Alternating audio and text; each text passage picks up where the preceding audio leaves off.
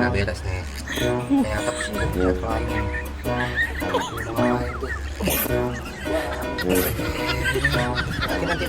Belum umur nih.